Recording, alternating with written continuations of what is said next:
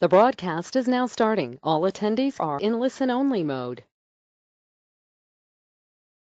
Good evening, ladies and gentlemen, and welcome to this evening's Foundation for Elite Health webinar, where we will be looking at athletic performance and endurance and how you can improve that by really focusing on your nutrition.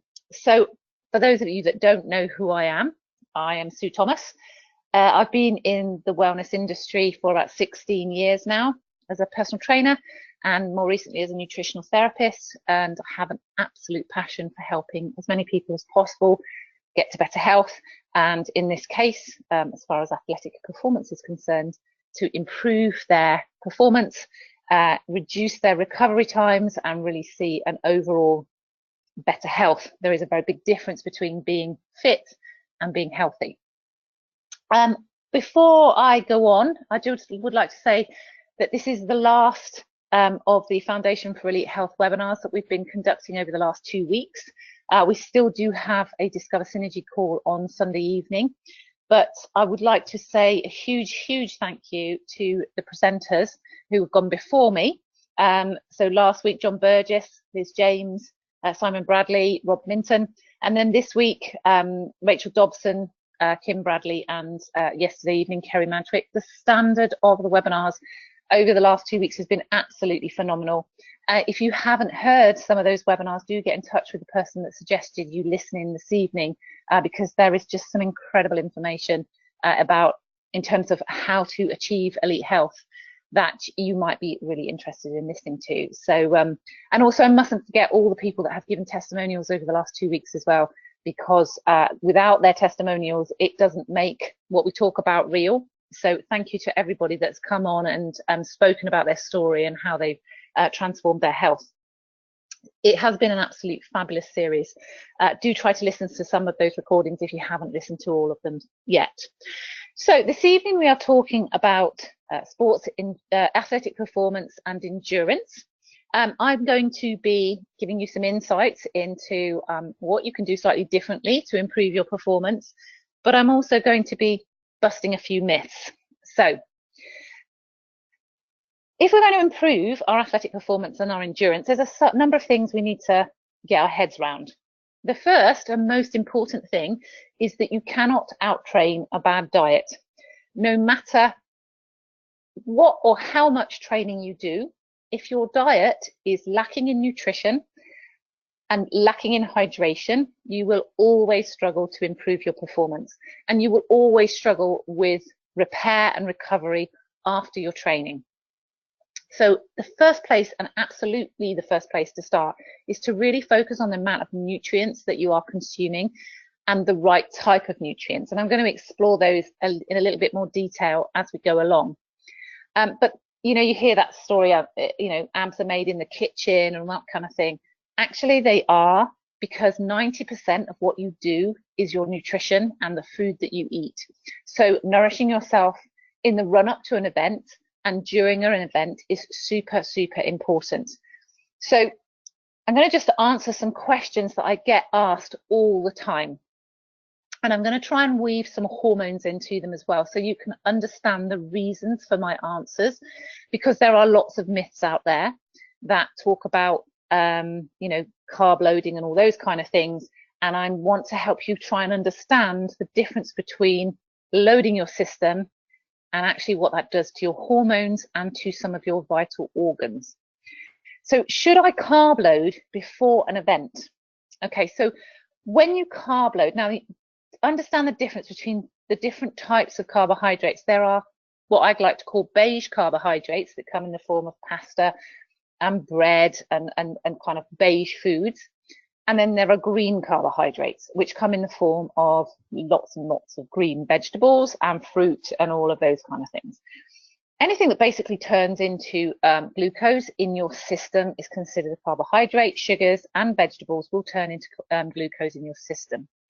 So if you carb load before an event the night before on a huge pasta dish, what happens is you don't actually take on board a huge amount of that carbohydrate. The glycogen stores in your muscles should have been reloaded weeks before your actual event. So when you taper before an event, that's when you want to be thinking about making sure you're focusing on eating really good quality green carbohydrate to restock your glycogen muscles.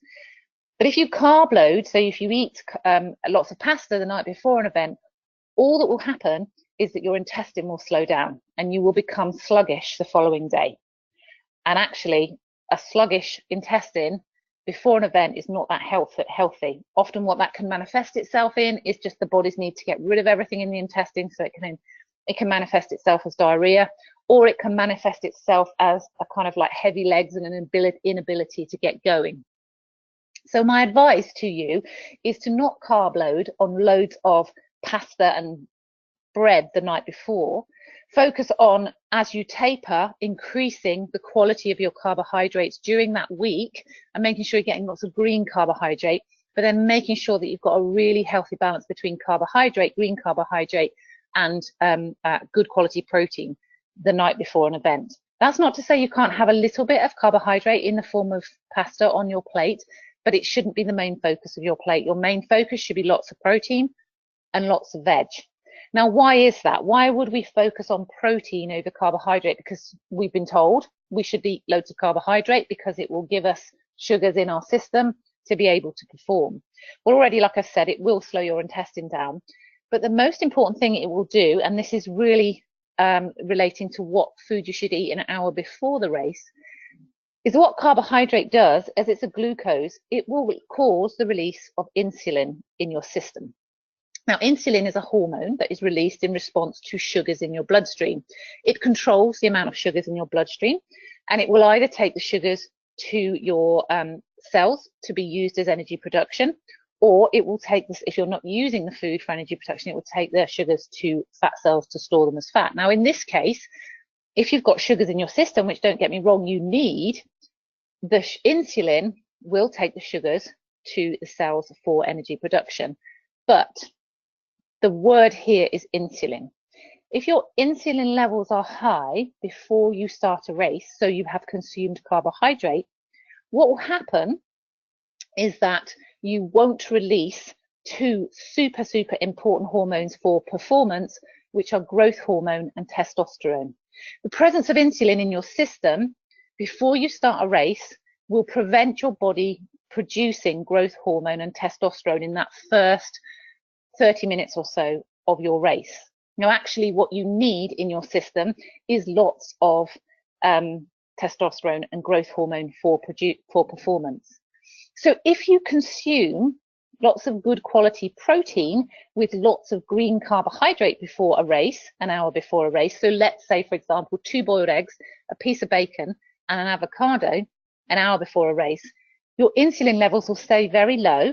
Even though you've got sugars in your system for energy production, your insulin levels will stay very, very low, and your body will be able to produce growth hormone, testosterone, and you will run or ride or swim or whatever it is you do much faster initially than you would do. It will take less time for you to warm up. It will take less time for your energy systems to kick in if your insulin levels are low. Also, if your insulin levels are low, your body is much more efficient at burning fat for fuel as well.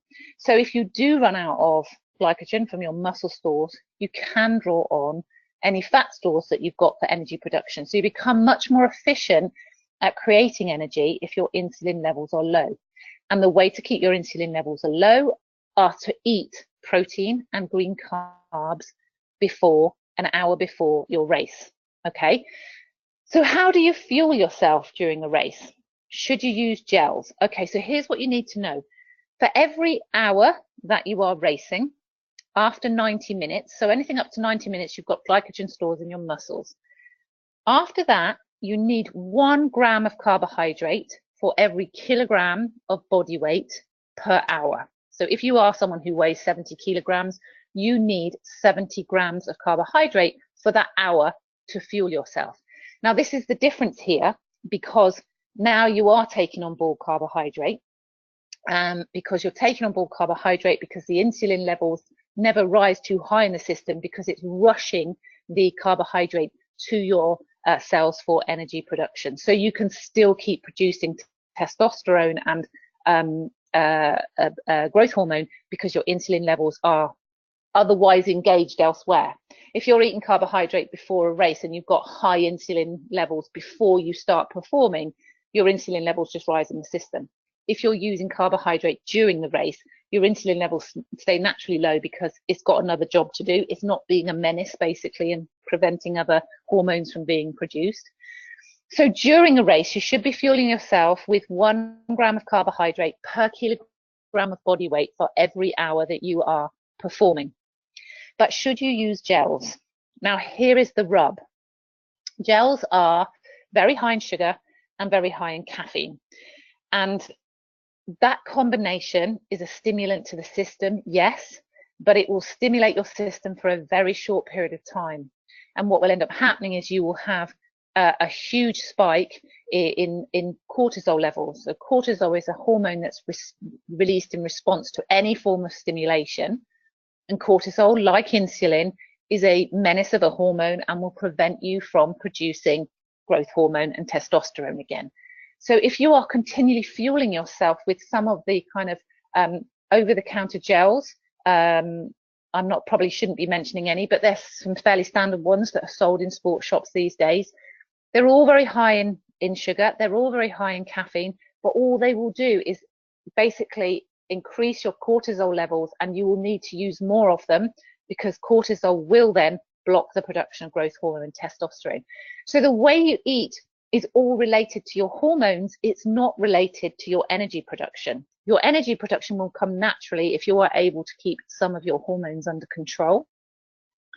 And also the thing with gels is, because they are manufactured in such a way that they are, you know, the kind of over-the-counter gels, high in sugar, and they create that stimulation in the body, what that actually does is that destroys all the microflora in the intestine, and it causes upset stomachs. I know so many people who use these particular gels, one particular gel, and again, I'm not going to mention any names, but there's one particular gel which gives horrendous upset tummies during and after a race because of the way it absolutely destroys the microflora in the intestine. And if your intestine is not working properly, that will have a huge knock-on effect on your body's ability to perform. I challenge you all to go away and do a little bit of research around exercise and the microbiome, and you will see that having a healthy functioning microbiome is really, really important. So using gels isn't necessarily the solution, or gels that are high in sugar. And then caffeine and sports drinks, again, a stimulant to the system, releasing caffeine, having that huge kind of rush from the sugar and from the caffeine, but actually a crash that comes relatively quickly after it. And caffeine also puts huge amounts of pressure on the liver, and if the liver's not working properly, again, that will have an impact on our hormone production and our ability to perform. After a race, you need to be thinking about replacing electrolyte balance, and you need to be thinking about replacing protein. So within 20 minutes to 2 hours of a race, you need to be consuming at least 500 milligrams of magnesium. And you should be also thinking about consuming a good 25 to 30 grams of protein to start repairing some of the damage that's done to your muscles and allow your body to repair itself effectively. Managing your electrolyte balance is a really interesting one because there is lots of marketing out there to sell you electrolyte tablets and goodness knows what else. You know, actually the best way to manage your electrolytes is to have a little bit of Himalayan pink salt in some water and use magnesium. Magnesium is superb at balancing your electrolytes. Without magnesium, you can't actually balance the electrolytes effectively anyway. So you can take an electrolyte tablet, but all that does is get flushed out of the system because there isn't the magnesium there to activate the electrolytes in the first place. So when you get cramps after a race and people say, oh, you're going to replace your electrolytes, actually what you need to replace is your magnesium levels. So that leads me on to the question, should you supplement? Okay, so should you supplement? Well, there is a very, very big difference between being fit and being healthy, okay? And one of the things you need to understand is that when you train hard for any kind of endurance performance race, you will cause lots and lots of free radical damage in your body. So free radicals are released with any metabolic process that the body goes through. In particular, when you exercise hard, you release a lot of free radicals. Free radicals are volatile molecules that need to attach to healthy tissue, or they steal an electron from healthy tissue in order to be able to stabilize themselves. And what they end up doing is stealing electrons from healthy tissue and start and increase the aging process. So if you are consuming lots and lots of antioxidants after your race and during your race, you can neutralize the free radicals, because antioxidants have a spare electron on them and they will donate that electron to the free radical. So as I said, you can be fit, but you may not necessarily be healthy, because if you're training really hard and you're creating a lot of free radical damage, you can be really speeding the internal aging process up. So by consuming lots of antioxidants, antioxidants come from dark fruits, dark vegetables, but also there's some of the vitamins are antioxidants. Vitamin E, for example, is an antioxidant. If you're consuming high doses of antioxidants during and after a race or a performance, you can really reverse some of the potential free radical damage that can be done. So after a race, when you have stiff muscles or your immunity drops, that is all linked to free radical damage. So by boosting your system with lots of antioxidants and in the supplementation form, you can really prevent that free radical damage from becoming rife internally and actually causing more problems. So, you know, muscles that are refusing to repair if you've got a damaged muscle, joints that are inflamed, all of that is signs that you are struggling with free radical damage and you are not taking on board enough antioxidants to reverse the effects of your training. Vitamin D is a super important nutrient. It has a huge role to play across the body. But if you do any research into vitamin D, you will find lots of studies to show that actually high vitamin D levels in the body improve sports performance. And you might think, oh, well, I'm a runner, so I'm outside all the time. But actually, there's studies to show that runners are one of the worst for vitamin D deficiency. The vitamin D affects your energy levels, your fatigue levels. It has a huge role to play all the way across the body. So supplementing certainly through the winter months with vitamin D when the sun is low in the sky, and making sure in the summer months you're getting at least 20 minutes of unprotected sun on your skin every day. Magnesium is another one that I always get clients to supplement with. As I've talked about it already, it aids electrolyte balance. It also has a role to play with insulin, so it supports blood sugar management and the transference of sugars into the cells for energy production. So it makes you a more efficient energy producer, but it also plays a role in so many different functions across the body, and it helps to reduce cramps in the muscles after a performance. And then amino acids. So as I said already, you need within 20 minutes to 2 hours between 25 and 30 grams of protein, and that will provide you with amino acids that you need. So any kind of decent quality protein shake will provide you with the proteins that you need for your body to repair. But be mindful of protein shakes. There are lots of different ones out there, and I'm going to talk about that in a minute. So this is what you need to know about me. In July of this year, I cycled from London to Paris on my bike. It was between 36 and 42 degrees. It was 4 days of consecutive riding of 90 plus miles. And I did hundreds and hundreds of miles of training in the 6 months beforehand, either on my spin bike if the weather was rubbish, or over the miles around the Worcestershire countryside. There were about 150 people on this ride. I was one of the older females, but I was by far and away one of the stronger females in the ride, and actually stronger than a lot of the men on the ride as well. What I did on this ride was I didn't have any cramps. I didn't have any tummy upsets. I didn't have any muscle aches. I had no blood sugar swings. I had consistent daily energy. I was able to ride consistently 90 miles plus every single day. I was drinking in excess of 11 litres of water a day because it was so hot, 42 degrees. I slept like a baby every single night, but I did not take a single over-the-counter energy gel or electrolyte tablet in that time. So what did I do?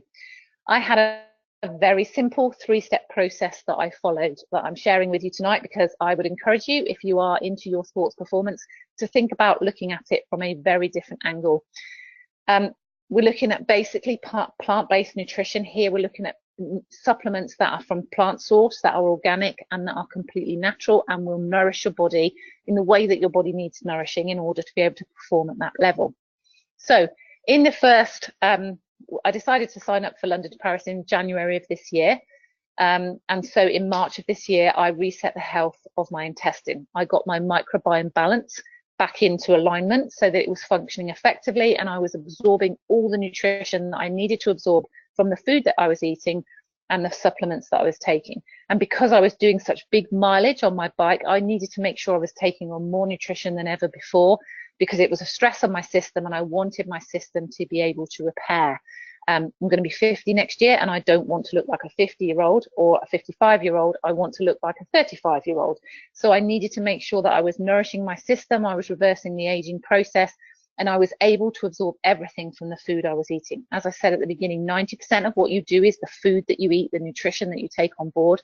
But if the health of your microbiome is not where it should be, and the microflora in your intestine is not absorbing nutrients, then you won't get the benefits from the food that you are eating. So I reset the health of my microbiome. And one of the biggest things I noticed when I did that was that the kind of need for carbohydrate snacking when I came in from a long ride almost completely disappeared. So whereas I might come in from a long ride and think what I need now is a piece of cake because I just want to replenish my glycogen stores, actually I didn't want to do that at all. I didn't have a need for that. I came in and I was eating really, really healthy meals about 45 minutes after I'd come in from sort of 70, 80-mile bike rides. So that was the first thing I did, and that was the first thing I noticed, that there wasn't this kind of big swing in energy levels. My energy was really consistent, and I was repairing and recovering from each day, each time I went out for a ride.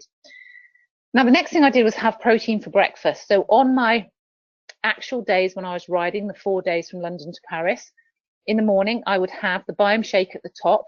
I would have that as a protein shake, and when I was at home, I did it as a green smoothie, but when I was away, I couldn't actually do that, but I just mixed it with water. So I had a protein shake. The Biome shake is a pea protein, and it is very, very good at supporting the intestine. It's got lots of lovely nutrients in it that support the intestine, but it's also very good for blood sugar management and blood sugar balance. So I was having that Biome shake as a smoothie at home, but as I say, when I was away, just with water. And I was actually eating some fruit salad when we were away. And then I was having 2 boiled eggs.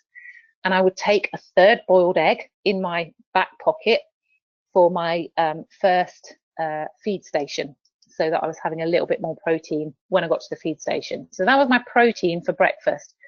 I was drinking a complete litre of a Pro-Arginine and E9 mix. Now, Pro-Arginine is a supplement that is designed to expand the cardiovascular system. And if you want to know more about Pro-Arginine, I suggest you get in touch with the person that introduced you to listen to the webinar that Kim Bradley did on Tuesday evening. She talks about Pro-Arginine in a lot of detail. It's a very powerful, very high quality supplement. It activates your body's own production of nitric oxide. And what that does is it dilates the cardiovascular system, but it also improves the uptake of nutrients in the muscles. So you become much more effective absorber of nutrients. And I mix that with E9, which is our energy drink, which is lots of beautiful nutrients like green tea and antioxidants and B vitamins. There's some L-arginine in there as well for energy production for nitric oxide activation. And I had a whole litre of that before I went out to ride. So I was nicely hydrated. I'd got all these lovely nutrients inside me. My blood sugars were really nice and balanced. And then I would take 2 body primes, which are our magnesium supplement, in order to ensure that my electrolyte balance was in place for the rest of the day. And then I would zigzag while I was out on the ride, an E9 in water, a litre of water. So it was quite watered down, so it's keeping me nice and hydrated as well. So I didn't need to kind of take on board loads of extra water, because you do need to do that when you're taking over-the-counter gels. I was zigzagging an E9 with a Vitazone. So about an hour and a half into my ride, I would have a Vitazone. And then I would just then top up from a hydration point of view with E9. Now, Vitazone is a gel, but it's not like the over-the-counter gels, okay? So it is a gel that is full of about 15 different vitamins and minerals and antioxidants, so to reduce inflammation. It has some beautiful trace minerals in there, biotin, selenium, chromium, all really important nutrients for keeping blood sugars nice and balanced. It has B6 and B12 in it for efficient energy production. It also has vitamin E in it, which is a very powerful antioxidant that I mentioned before, and vitamin A and selenium to help improve your immune system, so you don't have a drop after your endurance event, and your immune system, sometimes you get colds and things like that after you've done an endurance event. So I was zigzagging that gel with an E9, and the difference with that gel is that I felt really full. I only needed one of them every kind of hour and a half to 2 hours. And I was going to feed stations, but I was eating boiled eggs, I was eating cocoa mango, I was eating maybe a banana at feed stations. I didn't need to take on board any sugar or any of the electrolyte gels, bearing in mind that we're talking about 40-degree heat here, so we were sweating a lot. And then when I got in to the hotel in the evening, within 20 minutes, I would take 2 more Body Prime, and I would have another Biome shake so that I could replenish my amino acids that I had lost and make sure my electrolyte balance was kept where it should be. And a shot of Mystify, which is our antioxidant cordial, which is really good for reducing all the inflammation that can be caused by free radical damage after a long event like that. So I'd have my Body Prime, 2 Body Prime for my magnesium. I'd have my Mystify to reduce my antioxidants, to reduce my my free radical damage, and a Biome shake to ensure I was putting lots of protein back into my system. I would also have a shot of our FL3X, which is glucosamine, chondroitin, and MSM combination, a very, very powerful gel matrix that the body absorbs very effectively, and it really helps to reduce sore muscles and joint pain. And then before I went to bed, I would mix 2 Pro-Arginine with 2 Body Prime, and I would sleep like an absolute baby, because the other thing that Pro-Arginine does is it boosts your growth hormone production, and you only produce growth hormone 2 times, once while you're exercising and the other while you are in bed asleep. So I would boost my growth hormone production through the night, sleep really deeply, and wake up fully refreshed the following morning and ready to get out on my bike. I didn't take an electrolyte supplement. I didn't have any over-the-counter gels, and I fueled the whole ride on that simple 3-step process. But don't take it from me. Jill, are you on the line? Can you unmute yourself? Jill is... Yes. Hi, Jill. Hi. Jill is an absolute total inspiration. In July this year, actually the same weekend as I finished London to Paris, you ran the Zurich Ironman, didn't you? Yes, that's correct. Yes. Well, swam, cycled, and ran it. Yes, you did. Exactly. Forgive me for that. So you are a wife, a mum, and a grandma. You work full time, and you completed that Ironman in 15 hours and 6 minutes, didn't you, Jill? Yes. It is a long way, though. It is. It's a very long way. Do you want to tell everyone what the distance of an Ironman is, so that they can get to grips with just what you were dealing with here?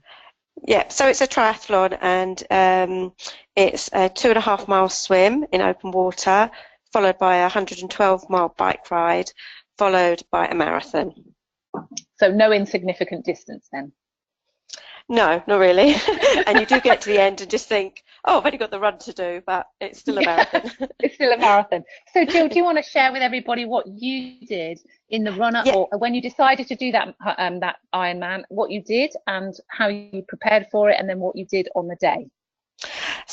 When I undertook to do the Ironman, I first did a half Ironman, and my good friend Emma, who some people will know. Yeah. She introduced me to Pro-Argi and E9, and I started taking that, and I loved the E9. Gave me loads of energy when I was doing my training, and started taking the Pro-Argi, and I found that was really helping with recovery. That was we were doing so many hours of training. It was good to have the recovery, and then. I think the next thing we did was the Purify program. Yeah. Mm-hmm. Which was really good. And then that introduced me to Biome Shake and Body Prime, which I continue taking all throughout the training, before training, after training. The Biome Shake has been great. And then we also then started taking the new products, the Flex and the Vitazone. Yeah. And basically I followed the same procedure that you did. Before the race, I took the Biome Shake. We had a banana with it, and a Vitazone, and then that would be it until we got onto the bike. Then it would be the E9 and Pro-Arginine mix. and we'd be taking the Flex, not the Flex, the Vitazone, and we found that actually filled us up a lot more than because we had been taking the other type of gels. But I particularly noticed I didn't have, I wasn't hungry, I didn't really need very much other than those gels and the drink, and that fueled us all the way around. We were taking it probably about every hour, and then did the same on the run. So. And you took less, you would say, of the Vitazone gels than you did when you were using the over the counter gels. So probably about so in an hour of the other ones, you'd probably take 2, maybe 3 as you're getting tired, and we were taking 1. Yeah. So if we're going on a 2-hour bike ride, you'd only need 1 of those. But if it was the normal gels, you'd have needed at least 4. Yeah, so you were nourishing your system with all those nutrients and the vitamins and minerals and stuff, and your body was able to function much more efficiently and effectively than if you are overloading it with sugar and caffeine, basically. Definitely, and after doing the Purify program and getting used to that way of eating and everything, before a race, we did not carb load at all. It was pretty much the Purify recipes that we were using before a race, and neither of us had any stomach issues. The people that we were doing the race with, they had stomach issues, so somebody had to pull out because they had an upset stomach, whether that was through the gels or the products they were using. I'm not too sure, but we certainly seemed to fly through it, and both of us the next morning got up and it was just like another day. So that was the incredible bit for us, is the recovery. Yeah, and because obviously we're getting older, so you need to be able to bounce back. And I had an ongoing problem with my foot, which the Flex seemed to sort out. So, and Paul always had a problem with his back, and he's been taking that, and it seems to have eased that up as well. Yeah, brilliant. So it just goes to show that using natural organic products that are giving your body targeted nutrients in the naturalist way possible, not depending on sugar and caffeine, you can really fuel your body effectively and complete an endurance event like that without the need for this synthetic rubbish, basically, that all it does is upset your intestine and just prevents greater recovery and prevents performance, basically, doesn't it? Yes, it's. I mean, the people that we did it with, they were using the old method of doing it, but they were very interested to see. They all like healthy eating and looking after themselves, and there needs to be more people doing it to actually realise that this actually does work. Yeah, and you don't have to do it the way that we've been told for many, many years.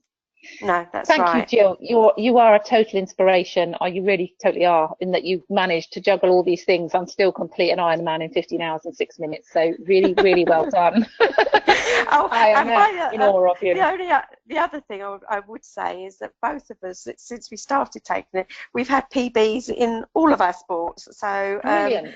That's another additional bonus. Yeah, it's really improved your performance, hasn't it? So really well done. Great. And thank you so much, Jill, for coming on. I appreciate that. Really do. That's okay. Thanks, Sue. Thank you. Thanks. Bye-bye. Bye. Bye. So there you go. You can fuel your body, and you can improve your performance and your PBs, and you can do it naturally. And you should seriously take a look at the Synergy products and the range that is available from a sports performance perspective, because we do target health, but we also target sports performance, but with exactly the same nutritional products. It's just understanding how to use them effectively. So all that remains for me to say is thank you so much for joining me this evening. I appreciate your time.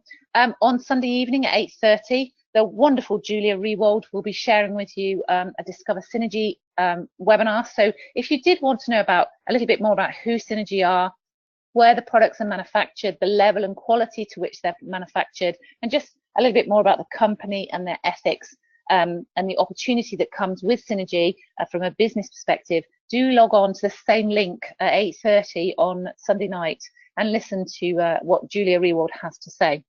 You can register for that again at Foundations for Elite Health, but if you're on here, you've already registered for it, so don't worry, you'll get sent a notification. So once again, all I need to do is say thank you so much for your time. I appreciate everyone who's joined us this evening. I hope you found that really useful and you've learned something from it. Have a great rest of the evening, and I will speak to you all soon, very soon. Take care. Bye-bye.